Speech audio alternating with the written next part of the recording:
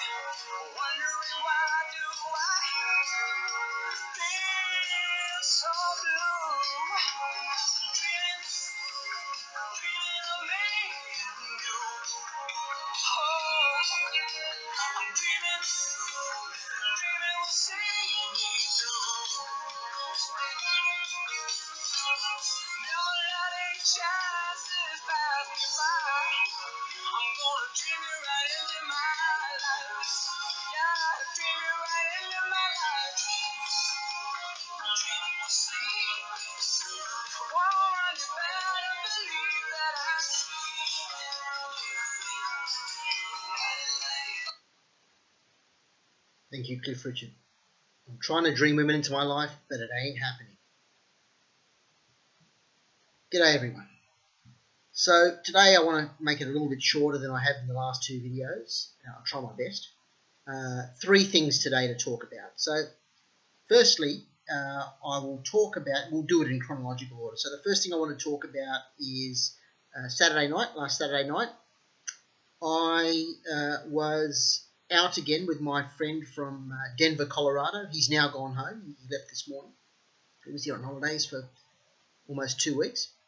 And we went out together once again on Saturday night. He's a single, divorced. He's 6 foot, not an ounce of fat. I think I've described him before. Tennis coach. So he's scrubbed up all right. He's got grey hair and glasses. But I will say that when I went out with him on Saturday night, this last Saturday night, that he was in a black T-shirt with some writing. I can't remember what it was. Black T-shirt with white writing and a pair of jeans and casual shoes. I was dressed, and we went to some pretty upmarket bars in parts of the city that are, a little bit on the pricey end. So people do get dressed to make an effort. Now, I was dressed in a nice pair of brown boots, fairly new, nice blue denim jeans, and a very dressy white shirt, collared shirt, with it was dressy shirt with blue. Little blue spots, dressy wear up, it's stylish, pretty new. And I was wearing contact lenses, shedded my glasses for contact lenses, and I freshly buzzed my hair, so it was looking great. And I also put on something, a pheromone oil that does two things. The pheromone oil is just chopped with androstenone and copulins. Now, putting androstenone in yourself is meant to show or meant to symbolize through scent that you are a guy who has a high level of testosterone, like a strong man with healthy testosterone levels, healthy T levels. And the copulins, copulins are secreted by a woman's, and that's when you have with the woman, she secretes it from her, and you put that on yourself, you smear that on yourself with the oil.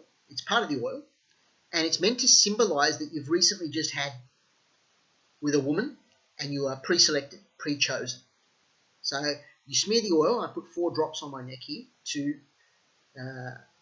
basically to give off the scent that I'm a healthy male with healthy testosterone levels, as well as a pre-selected male. So we went out, he was out already, and the first bar we went to was pretty crowded, mixed ages, mostly younger, but there were mixed ages. I walked in there on my own looking for him. He sent me a message saying, come and meet me. I'm at the back.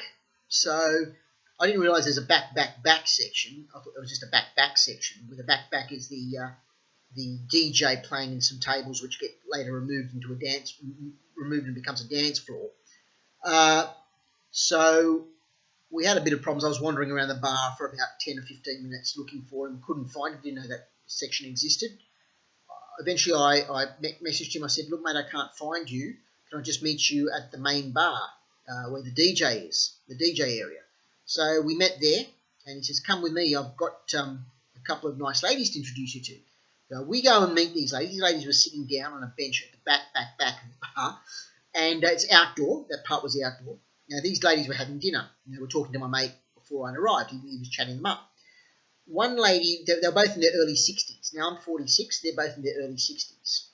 The first lady, she was blonde. I would say she's about a 3.5, 4 out of 10 on my scale for her age.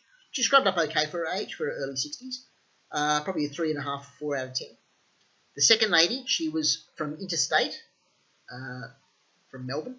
And she was a 2 or 1.5 at best, probably a 1 out of 10. They were both having dinner. My mate comes over and he brings me over and says, oh, this is my friend, Man Overboard. And I said, oh, lovely to meet you, ladies. Oh, and they looked at me and said, this is the friend you were talking about that was turning up. Yep, that's the friend. Okay. So they just go on talking to him. Polite to me, small talk, but mostly talking to him. I said, are we going to sit down and join the ladies? And he didn't seem keen to sit down after all the talking. He just wanted me to talk with those ladies. And just give me a moment. There we go. And we were standing up. They were sitting down having dinner, and he'd already talked to them. He wanted me to continue on, but they weren't really interested in me. They were more interested in my friend. Yeah, what can I say? It was like, oh, nice to meet you, guys, have a good night. And he tells them, oh, look, you've got my contact details, ladies. When you come over to the States, you know where to find me, and you can stay in touch with me on all the social media platforms that you're on. And I said, yeah, we'll stay in touch and we'll come and meet you. She's got a friend. She's going there later in the year. Well, the blonde was going there later in the year, so she's going to meet up with my friend when he's in the States. Anyway, that didn't turn out to much. We were feeling a bit hungry. It was early. It was about 7:30, 8 o'clock, just maybe even later, maybe about 8:30 by this time, Saturday night. And there was a couple of places across the road. There's a bar serving food at the bar we were at. A place where they serve hot food. It was a bit pricey, so I looked at it. I said, look, I'm not really keen on this menu, and it is a bit pricey. He said, oh, let's just sit down here. Now, we were sitting down. It was a brick ledge, and there was a table on one side of us. So there were two tables, and we were just sitting on the brick ledge. There were two tables either side of us. And the first table on my right was an old guy, probably in his early mid-60s, sitting on his own. I went up to him and I said, mate, how's the pizza? And he says, it's hot. I said, what, fire or chili hot? He said, no, the plate's hot. It's keeping it hot. I said, oh, geez, don't burn your tongue, mate. And he was laughing. I said, enjoy your pizza. So my mate sits down next to me on the other side. And on the other side, there's two girls. After about 2 minutes, these girls wander off. They've had their dinner, they wander off. Another two girls come and sit down there. Now, these girls, one of them, big set girl with short black hair, cropped short, sleeve tattoos down, or maybe not the full sleeve, just the bicep tattoos down both arms.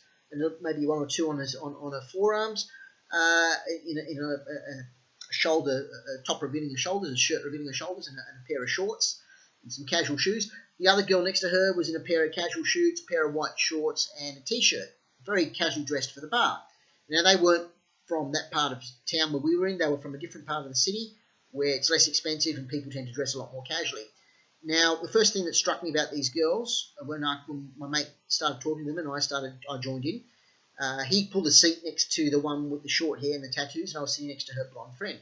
Now, these girls weren't anything to write home about. The blonde one might have been a 4 or 5 out of 10. The girl with the short hair, she's probably about a 2 or 3 at best. From their conversation, I could pretty much straight away tell that they were a couple. They were an item together. They were... so they were lovers, and they were good friends at least, and of the same sexual bent, and it wasn't straight. So we were talking to them, and we're talking about, they were telling us what they do for work, and I was telling them, what I'm involved in, and my mate's talking about his business back home in the States, and we had a bit of a laugh, and found out the one next to me was Australian born for German parents. Made a laugh. I was saying, look, I've been to Oktoberfest twice, but I don't remember leaving it each time. They had to roll me out of the joint, so I was just like, so I was so gone. She was laughing. She says, yeah, most people aren't like that. She was just laughing. I was making her laugh. But she wasn't straight.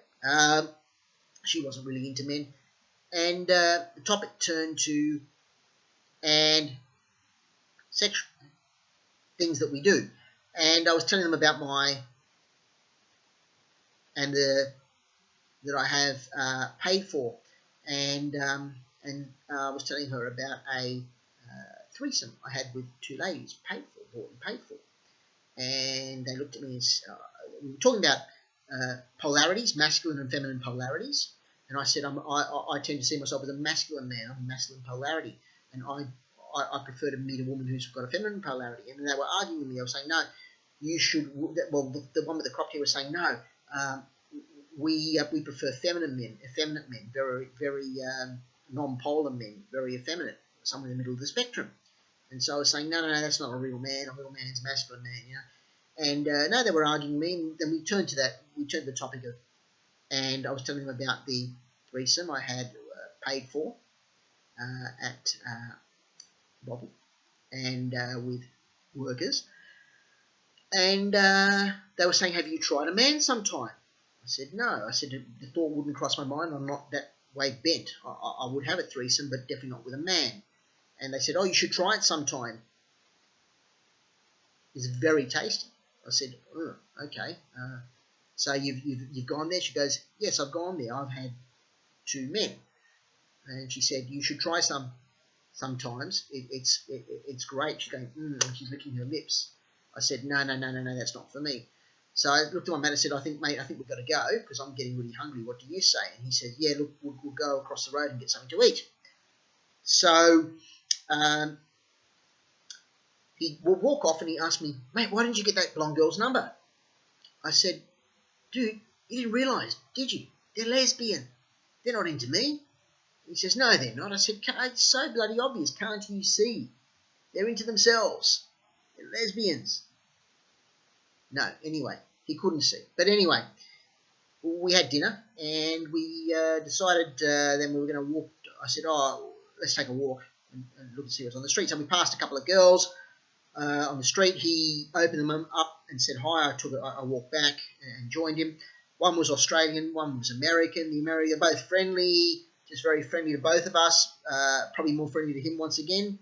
But at the end of the day, they said hello, that they said goodbye. We had some small talk with them, and sorry about that, I just had dinner. And we asked them if this bar around the corner is open. And they said, yeah, the bar's open, you can go in there, the bar's open. So we walked into that bar, and this place is a very young place. It's my mate says, this place is young. It doesn't matter, we'll go in. We went in, there were two guys at the door. They said, you guys want some food? And I said, look, we come for dessert. They said, no, that's okay. There's a couple of tables over there. You can go into the bar over there and sit down there and then into the bar. The tables are. So it was indoors. We went in, and the ratio was actually quite incredible. It was about 70% women, 30% men in this bar. And they're all young and attractive-looking women. I would say nothing less than a 7. They're all 7s, 8s, 9s, and 10s, the women there. All very attractive women. And the guys in that place were all, they were no homo here, but they were very good-looking blokes. I mean, they were all the same ilk, 7s and up, 7, 8, 9s, and 10s. Some of them built like big tanks in brick houses, and very tall too, muscular. I ordered my dessert, and I ordered a glass of wine with it, and my mate orders a bottle of Corona. It's loud where we're sitting, and we're surrounded by women where we sit. But he doesn't like the two women on the table next to us, and they weren't giving us any any idea that they wanted to speak to us. So there was a party of girls just on the next table, and behind them there was another couple of girls, and behind us were another couple of girls. At the back was an outdoor bar where they play music, DJ again, very loud. We were down that end of the room, so we could hear it. And he said, look, this noise is too loud. Let's try and get a seat outside. There's an outdoor area with chairs and tables. And there's also a balcony with 5 seats. So there were no chairs and tables outside. And the lovely waitress, she was a 21-year-old Swedish girl from Sweden, of course. She was very polite, very nice to both of us. She was actually the nicest and friendliest girl in there. I can bet that. And there wasn't any tables outside, but she said, look, there's 2 seats become available on the open balcony there. There's 5 seats, 2 of them have become available. Would you like to go into those 2 seats? I can get you those 2 seats. And my mate says, yeah, sure, we'll go there. So he gestures me over. I said, oh, yeah, this looks good. Nice fresh air out the balcony here. It overlooks the street where people are coming in to get in, past the bouncers and get in, past the security and get in. So we're watching people come in back and forward as we're out there. We get served dessert. Now, on my right, we were sitting on the left of the 2 5 seats. My friend had the wall.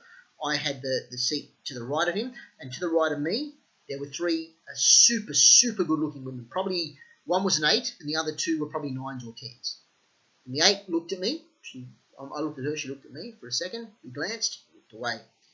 The 2 friends were blondes. The 8 was a brunette. The 2 friends were even probably 9s or 10s. Her 2 friends. They were busy, animated conversation, as if we weren't even there. These girls didn't even realise we were there. Anyway, we were talking to my mate. We were drinking, having a bit of a laugh. Had my dessert. It was a nice affogato. And then we're watching people street goers come in and go, and we're commenting on people.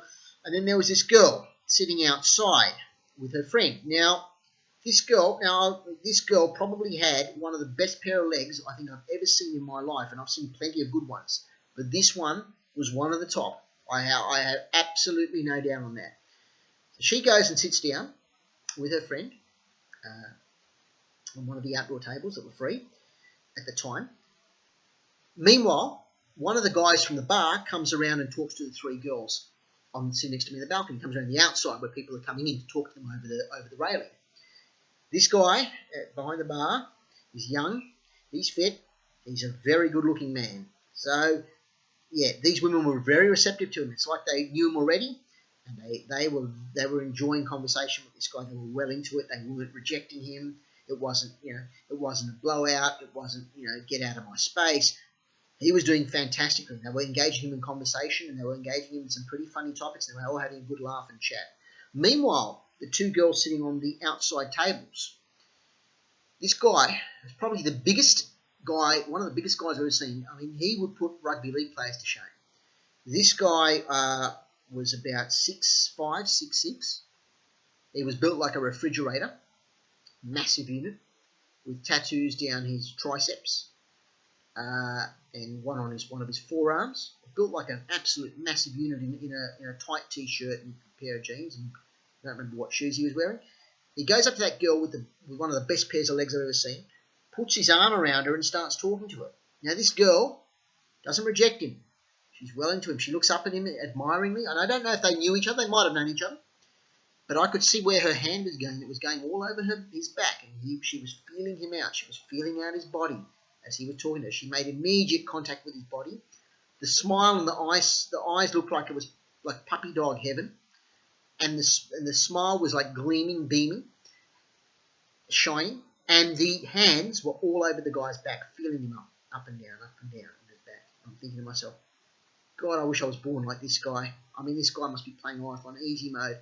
Some guys just get lucky in this world, and other guys just have to suffer it through. Anyway, my mate sees there's another bar across the road, and it's a little bit different. It's quieter. And he spies across the road some women going across the road, and they look older. They look probably in their mid-late 30s. They're all dressed up well in skirts and heels, and they're probably mid-late 30s, as I said. And he says, let me go. Those are our girls over there. There were a group of about 5 or 6 of them. Let me go and talk to them. You wait here, let me go and talk to them. I'll bring them in, or I'll gesture you to come out and talk to them. I said, all right, go and do that. And I was just sitting down. I finished up my wine at the time, and I watched him go across. As he crossed the road, the girl split up, conveniently, right at the same time that he was crossing the road. To make it look like he wasn't trying anything, he just walked. He realised he was going to get blown out, so he walked straight past them and into this bar on his own just to check out what was going on. His initial reason to go across the road was to approach the girls. They all split up, got into their cabs. He didn't want to approach them, so what he did was he went straight across the road, walked straight past them into this bar to check it out for a few minutes. Meanwhile, I looked to my left, and in the seat to my left where my friend had vacated was this girl. She was sitting there. She's about a 7 out of 10. I don't remember her name, but she looked at me and she smiled. She said, "Oh, sorry, I know your friend was sitting here before, but I just need to sit down. My legs are hurting me a bit." I said, "No, that's okay. You can sit down. My friend will be back soon. Just take his seat while he's there." I said, "So by the way, nice to meet you. My name's Man Overboard." And I shook her hand, and she gave me her name. I don't recall it, and if I did, I wouldn't mention it. We got on really well. We had a good conversation. We were talking about where she's from, and does she prefer where she's from or Sydney? What's friendlier? And she said where she's from's friendlier because it's a smaller city. She's here on holidays, but her mum lives here. And we were getting on really well. And my friend walks back, and he sees me talking to this girl as he walks back. He sees me, obviously, as he walks back over the balcony. He sees me talking to this girl, an animated conversation, good conversation. He comes and he goes, "Hello." I said, "Oh, this is my friend." So I introduced my friend to this girl. And then immediately she turned her body away from me to him, to my friend. And she wouldn't talk to me anymore. She just spoke to my friend. And speaking for a few minutes with my friend, and I was trying to chime in here and there, but she was mainly interested in my friend. Once he turned up, it was all over for me.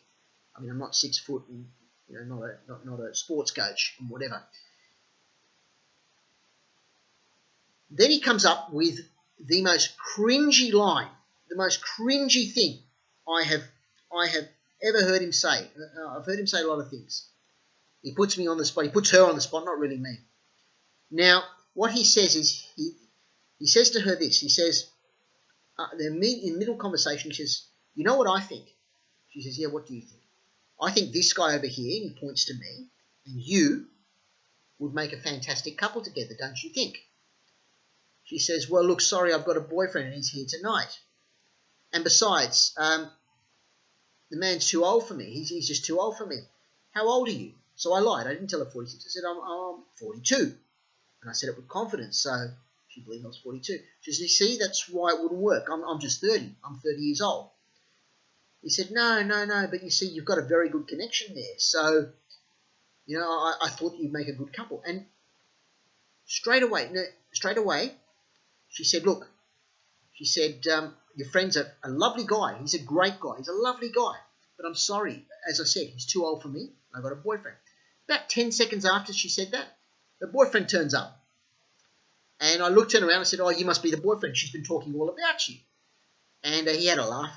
His name I won't mention, but it was actually in real life and my real life name are exactly the same. So we shared the name. I said, "Oh, yeah, Man Overboard, Big Man Overboard." But his name is the same as my real name in real life. So I was chatting with him, and my mate was still chatting with this girl, his girlfriend. And eventually they walked away. We said, "Thanks, lovely to meet you." They went away. And he came out the bar. We left the bar, and I had a drink, and I was driving, so I said, "Look, man, I've still got to sober up because I don't want to lose my license. I don't want to get done drink driving." So we were standing on the road just outside the first bar, or near the outside of the first bar, and he was showing me pictures from him in the States and his boys and his life in the States and girls he was meeting and girls he wants to introduce me to if I go there. But he wants to introduce me to them, but they don't know what I look like. They don't know what my bio is. They don't know nothing. So without that, it's like, just, poking a stick on a dartboard and hoping your numbers come up, or maybe even worse than a dartboard, maybe a roulette wheel or something like that. But it really would be a gamble and a half, and it would be a very expensive gamble if I was to come back from there and introduce me to all those girls and come back alone. But we were talking, and as we were talking, there were groups of people coming through. A couple of single girls walked by. I tried to get their attention. They said hello and walked on.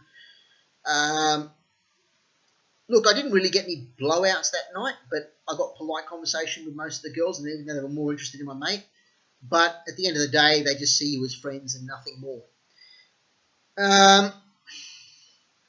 So yeah, these couple of girls walked past, got their attention, and they just said hello, walked past. There were a couple of groups that came past, a few groups, And strikingly, interestingly enough, the groups that were going into the bar later, the ones that came past, they had about 4, 5 or 6 guys in each of them, and only one, possibly maybe only one of them had 2 girls, but most of the groups only had 1 girl with 4 or 5 or 6 guys. So you get the kind of idea that this bar that they were going into was going to be full of guys, and there seems to be a lot of men or a few women. Only in that little bar that we went to, there was about 70% women, 30% men, which was an anomaly. And it's normally I don't see these kind of things, but for some reason that was a bar with a lot of hot women and a lot of good-looking men, but less men than women, which is less men than women, which seems to be the norm when you think about selection criteria of men and women these days. They say that the 80-20 rule is in effect, and probably 80% of women are chasing 20% of men. I probably think it's about 90%, 10% at the moment. But that ratio definitely mimicked the Pareto principle of 80-20. And with those groups that were going in, mostly guys, only 1 or 2 girls, and a lot of orbiters. So really, that was the scene that night. Now, let me continue a bit with that sad song.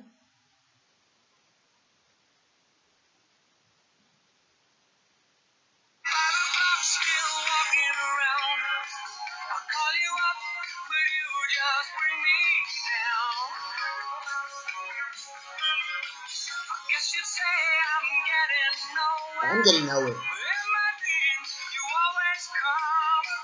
Yeah, they come around in my dreams, but not in my real life. Lots of chances.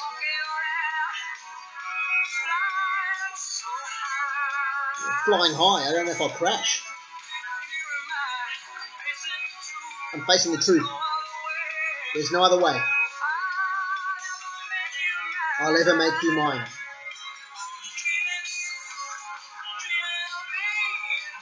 I am dreaming. Incredibly.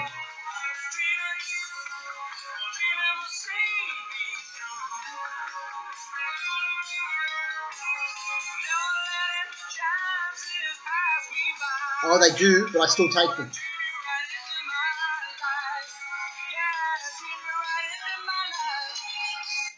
Dreaming a woman into my life. I wish it was that easy. Cliff? Thanks, Sir Cliff. I'll come back to that song a bit later for the third intermission. Now, the second thing I want to talk to you about today is actually what I'll do.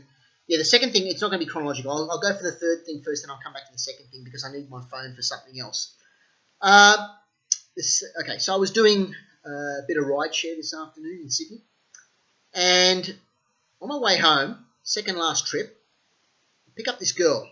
She would have been about, I don't know, she's younger than me. I told her when we were in conversation, I said, you look a little bit younger than me, not too much younger than me. I'd say she'd be in her 30s, maybe early, mid-30s. Probably about 10 years younger than me, maybe 13, 14. She gets in my front seat. She just finished work. She's in a long pair of black jeans and black flat shoes and a white shirt. Now, her shirt said something about animals. And I said, oh, do you work in a vet? Because it looks like a vet or a chemist. That she was working in a pharmacy. I said, do you work in a vet? She says, no, I work for a company that supplies vet medicines. And I was just at the pharmacy. And the pharmacy over here where I walked to get to your car from. I said, oh, that's lovely. I said, do you have a pet? She goes, yeah, I've got a pet dog. It's a Jack Russell. She says, I love Jack Russells. They're my favourite dogs. I said, Jack Russells are very hyper. We got talking. And I said, look, I've been unlucky in love. She goes, oh, me too. I'm still single. I haven't met anyone. I'm very unlucky in love. That's why I love my pets. I said, do you prefer cats or dogs? She said, no, I prefer dogs to cats. I said, oh, like me. So we were talking about dogs and telling her about, the little pet poodle we used to have as a family when I was a kid growing up. And how temperamental they are. And I was telling her about my mate's dogs, the Pomeranian and the other one that he had was a Maltese cross. And she was saying what she loves her work because she gets time to have a break and look after, pet the dogs. When she supplies the medicine, she gets the time to have a break, chat, and pet the dogs and look after the dogs. She was like, so I love my job and makes her happy. I said, well, I'm studying other things. I've got ambitions to become something else, which I won't reveal here on this video just yet. But let's just say we got on really well. We had a lot in common. And she said, you know, when I go home, I go to my bedroom. I don't go to the lounge room because I don't. I said, I don't watch TV. It's garbage. It's idiot box. She goes, yeah, me too. I'm hooked on YouTube. I said, so am I. I always watch it. And we were discussing what we watch on YouTube, and it was very similar kind of things. It was like she watches vlogs of people posting progress on things, and I said, I love doing the same thing as well. Progress and watching people, like, you know, tips on, you know, on you know, how to do things better. And also I was telling her I watched things on this little venture I've got, want to get involved in, that I shan't reveal to anyone just yet, but ways to do it better. She goes, oh, that's a very interesting thing. That sounds really interesting. And we were getting on like a house on fire. We had such a lot in common, and she was looking, and we stopped and we were looking in each other's eyes, and everything was nice. And dropped her off, and as I dropped her off, I said goodbye, and she looks at me through the door. She gives me these eyes, like, and a big smile, like, you're one of the nicest guys I've ever met. Now, as I drive off, thoughts go through my head. Should I have asked this girl out? Now, we go through, on our platform for this rideshare app, we go through, it says you are not specifically not supposed to, or not allowed to, not permitted to share any kind of contact details, be it numbers, social media, or any other details that can be shared between rider and driver. So that's a bit of a bummer that I can't do that, because I don't want to get in trouble, and I don't want to face the law from the wrong way, for the wrong reasons. Now, she obviously we had a lot in common. Now, I got home and I was pandering to myself, how the hell can I get through this situation next time where I click with a girl but I can't actually exchange details? And two things cropped up in my head. The first example and the second example. I think the second one is a better way, but I'd like your input and to find out what you think in the comments below. The first way would be to make business cards and keep them in a little sachet pocket in my car. And just before they get out, if you clicked with a girl, say, oh yeah, by the way, here's my business card. And if you want to get in touch with me at any stage later on. Well, she was single. She even told me she's single, and she's unlucky enough she told me I'm single. I said I'm single too. Give them a business card and say, hey, this is my card. If you want to catch up with me later, because I can't ask them for their details, I can give them I don't know if I can give them my details either, but I thought about this. Give them a business card. Look, here's my business card, and yeah, make of what you want with it. If you want to get in touch with me, catch up later. If you want to chat about anything, or just go out for a coffee or drink, you get in touch with me. That was the first idea that came to my head. But I thought to myself, you know what? That's still exchanging personal details, phone numbers and emails and or social medias. So it may not be permitted. But then the second idea that came to my head was this, and you tell me if this is a good idea.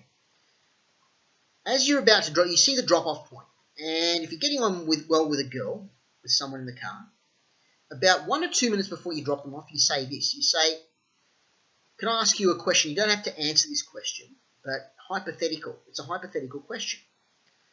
If you and I were talking under the same circumstances, and it wasn't in my car, and you weren't the rider and I wasn't the driver, if we were in a social setting, a bar, a cafe, any casual party, a club, anywhere, and I was getting on with you, like we are now, and we're getting on, we have a lot in common, and we're both single, we find out we're both single, and I asked you for your contact details, would you give them to me?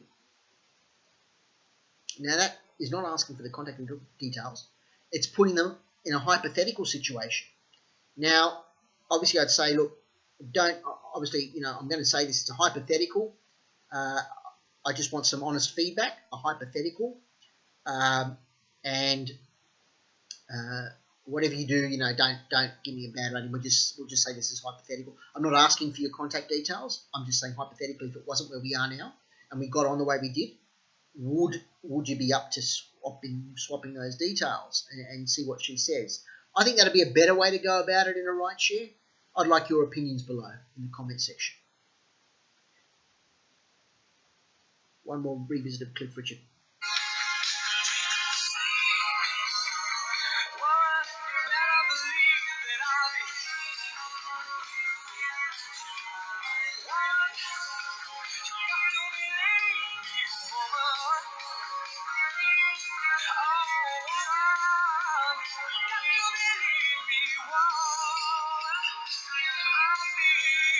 Forever.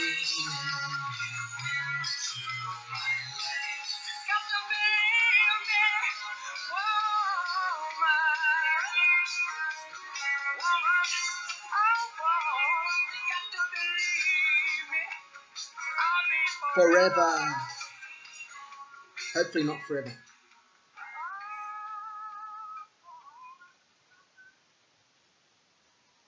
Part 3 of this video is going to be about a video that was released on another channel today, which actually reviewed yours truly, Man Overboard.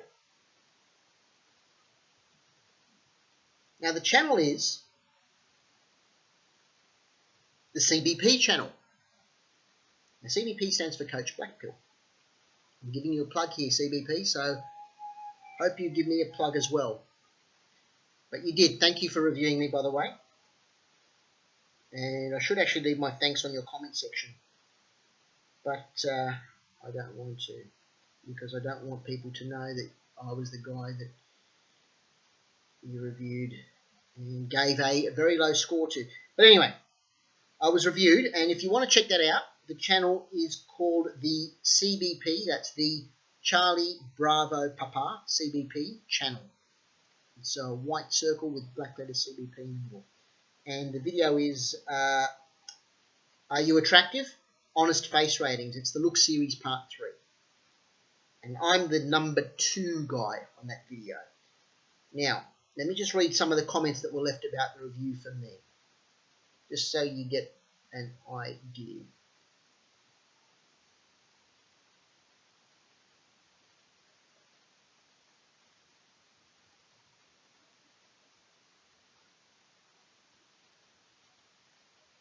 The second guy looked old, that's me, and probably looked better when he was younger and probably got girls when it was easier. Well, newsflash, buddy, it's never been easier. Women have always gone for the top tier guys, the top caliber of men, whether it was before social media or even after the advent of social media and apps and everything else. You go to a bar or club before that, and women would still flock to the best-looking men. They'd still flock to the top-tier blokes. No difference, buddy. And also, probably looked better when he was younger and probably got girls. No, buddy. I went bald when I was 16. I didn't grow above 5'6", and I'm as skinny as a bloody rat. So no, I tried to bulk up. It didn't work. I tried hair transplant. It didn't work. I gave it a good shot with women from what I knew best at the time with the information I had. Didn't work. So newsflash, buddy, no. When I was younger, I didn't probably get women because I didn't, and it wasn't easier. And I didn't look better. Let me tell you, I might have looked younger, but being bald when you're younger actually looks worse. Okay.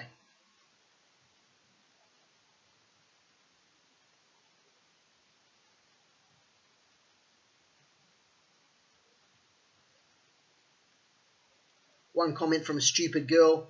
Can I just say that this is just one beauty standard? Beauty standards are different all over the world and they change all the time. Please don't think you're unattractive if you don't conform to the current beauty standard. It's not over. Also, when taking selfies, make sure you blah, blah, blah, blah, blah. Okay. Flash, news flash. You're virtue signaling. You're telling guys what they want to hear, not the truth. So be quiet and let experience in the field speak for itself. Let men's experience speak for itself. Because I know that experience speaks for itself from my point of view. And you're in a woman's shoes. You wouldn't understand what it's like to be in a man's shoes.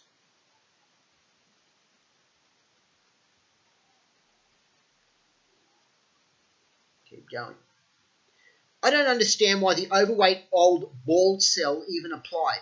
How can you not see that it's over for you for eternity? Damn, I hope it's not. I really hope it's not over for me for eternity because it never begun. So I hope at some stage it actually begins for me. Because there's a big hole in my life and it's called young girls that never loved me. And it's unrequited love, at young love. And it's a very big hole to fill and you take it to your grave if you never fill it. So, yeah, how can I not see? Obviously I can see things, buddy, but I'm hoping it's not for eternity. Second guy, it's over. No, but seriously. just CMAX, which means Geomax, which means find a girl from overseas, move overseas, find a girl. Tried that. Not really easy to do, and girls are all after this, the mullah. And to be honest with you, a lot of those girls from those second, third world countries, not really, especially that ones from Asia. I haven't really got a yellow fever, buddy. I'm not really attracted to Asian women. Maybe Eastern Europeans if they weren't after this mostly, and Latin Americans as well. Maybe a bit of this, but I used to like Latinas, but I've kind of gone off them now because I've had some bad experiences in the bed with Latina workers.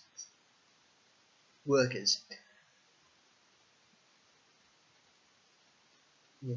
So going overseas would be your only option. That's what he tells me. Well, I hope not. God, I hope not.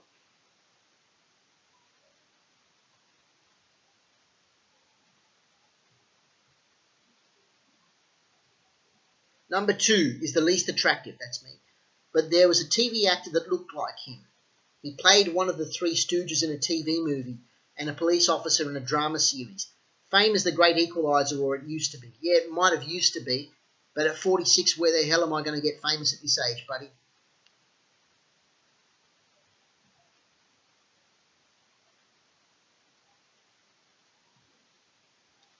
Okay. 2 things can kill you, balding and being short.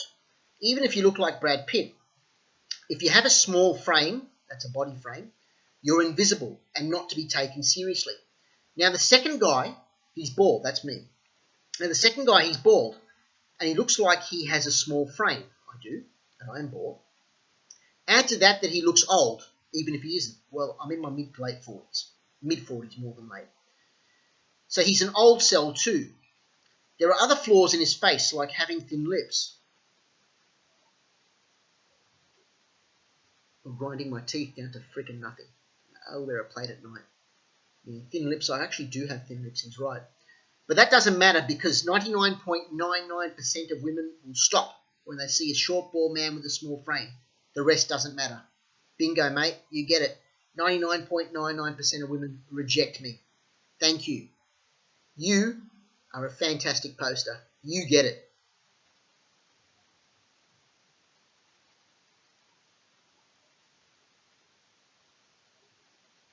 Number 1 needs to shape his sideburns better. Number 2, that's me, needs to acquire power in some way. Well, I think the 48 laws of power are for, but acquiring power, well, that's a whole different ballgame. I haven't been able to do it for 46 years, and God knows how I'm going to do it now.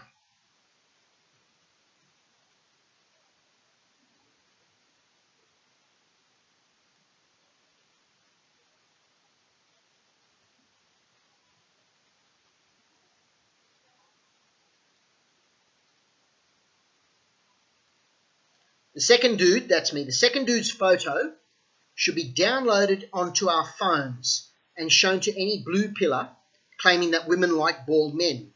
In other words, he's saying that baldness doesn't suit me, and any woman who says they like bald men should be shown my picture to be turned off bald men. And I quite agree. Baldness with me doesn't go. I quite agree. It would turn women off bald men if they saw me. There's only very few men that can pull off the bald look, and I can't. So all these women who claim they love bald men, are you talking about Dwayne "The Rock" Johnson? Are you talking about Vin Diesel? Are you talking about Bruce Willis? Any of the basketball players, you know, the tall Michael Jordan types? Or are you talking about 5'6", bald, older, small frame guys? And I guess you probably are not when you say you like bald men. So when women say they claim they like bald men, they only claim to like the very minority of bald men who can actually pull it off. Great comment. I would rather get a hair system than just shave it, bro. That second bald cell guy, that's me, looks like he's at least in his 50s. Yikes. Well, newsflash, I'm not yet in my 50s. I'm in my mid-late 40s. I hope I don't look 50s, otherwise, oh my gosh. Yeah, getting a hair system. I mentioned that in the first video I put on this channel, and it's still something I'd look into, even at my age, because I just can't pull off the baldness. Good comment, but no, buddy, I'm not in my 50s. Sorry, you lose for that. Sorry, the second guy is fucking ugly. He's talking about me. Yeah, bravo. That's the way women treat me. That's the way women see me. And that's the responses I've got all my life. So, yeah, I believe I am too. You might be spot on.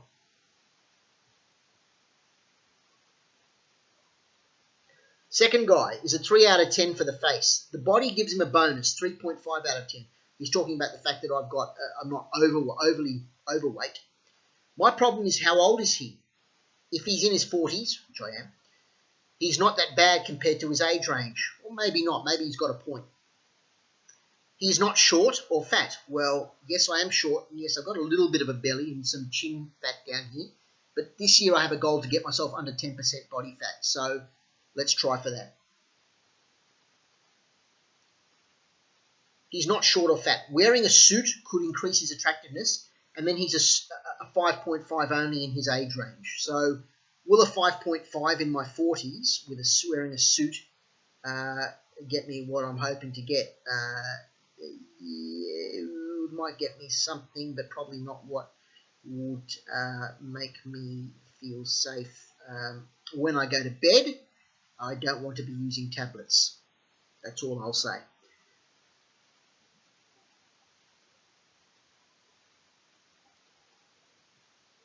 Are there any more? I don't remember.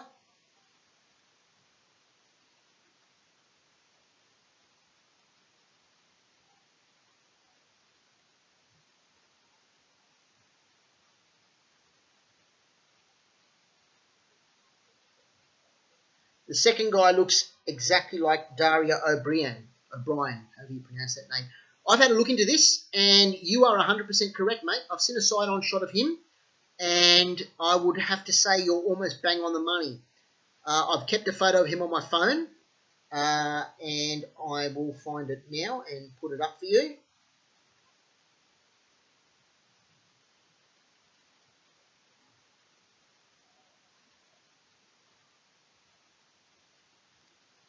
I would say you're spot on. I think I do look like him. I think that's the closest body double I've got. And he's actually a comedian, an Irish comedian who's big in the UK. So, well, at least he's got fame on his side. That's something working for him that I've never been able to master.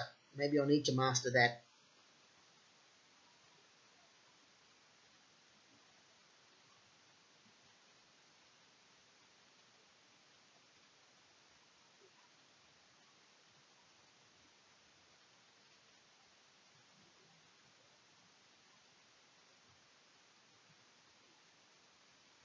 Is there anything else? No, that's it. So that's been the video today. I hope you guys enjoyed it. Hope you had fun. And stay tuned for the next one where hopefully I meet the woman of my dreams in a way that is possible and I don't get caught for it and in trouble with the law. Thank you very much. Bye.